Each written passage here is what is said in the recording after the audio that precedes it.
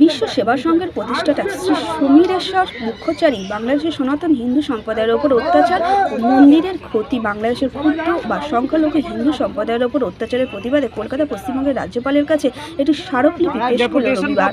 ভারত সরকার ও রাজ্য সরকারকে সনাতন হিন্দু পরিচয়পত্র দেওয়ার জন্য অনুরোধ করেছিল তারা বলেন, আমরা চাই যে সনাতনী হিন্দু সাধুদের পরিচয়পত্রের ভিত্তিতে আয়ুষ্মান ভারতের সুবিধা দেওয়া হোক। এই পরিচয়ের মাধ্যমে সাধুরা নাগরিক ও ভক্ত উভয় ধরনের সুবিধা পাবে। বাংলাদেশের এক একটা বিএমপি বা বিভিন্ন লিডারের যে মন্তব্যগুলো আমরা টিভিতে দেখছি, সেটাকে মিথ্যা বলে প্রমাণ করে যায় কি? এটাই তো তার প্রকাশ্য প্রমাণ। হ্যাঁ, যেটা তো হবেই, এটা তো আমাদের একটা নৈতিক কর্তব্য। আজকে দেখুন, যে একটা সন্ন্যাসী যার কোনো হাতে অস্ত্র নেই, যে একটা সন্ন্যাসী যার ভাষার নাম, তাকে যদি অ্যারেস্ট করা হয়, তাহলে আমাদের সিকিউরিটিটা কোথায়? সে তো কোনো কিছু অন্যায় দাবি করেনি, সে কয়েকটি ন্যায্য দাবি করে প্রতিবাদ। একটা কথা বারবার আমি বলছি, এটা নিয়ে তো একটা চক্রান্ত, ইন্টারন্যাশনাল চক্রান্ত চলছে।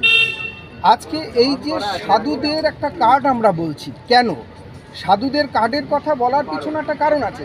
সাধুদের মধ্যে বিভাজন তৈরি করার জন্য, সাধুদের মধ্যে বিভ্রান্তিকর মন্তব্য করার জন্য একটা টিম কিন্তু কাজ করছে। দেখুন, এটার মোকাবিলা তো আমাদের হাতে আছে নিরস্ত্র প্রতিবাদ, আর সরকারে এগিয়ে আসতে হবে। আর যেটা আপনার সম্পূর্ণ মিথ্যা। আজকে দেখুন, আমরা একটা প্রবাদ বাক্যে বলি, শাক দিয়ে মাছ ঢাকা। তাদের দোষটাকে তারা ঢাকার জন্য এগুলো করছে। ঠিক আছে, সবাই রেডি? রেডি তো? বলছি, সমীরবাবু, আপনারা তো আজকে এলেন এখানে, রাজ্যপালের সঙ্গে সাক্ষাৎ করলেন, এই দাবিতে আপনারা ডেপুটেশন দিলেন।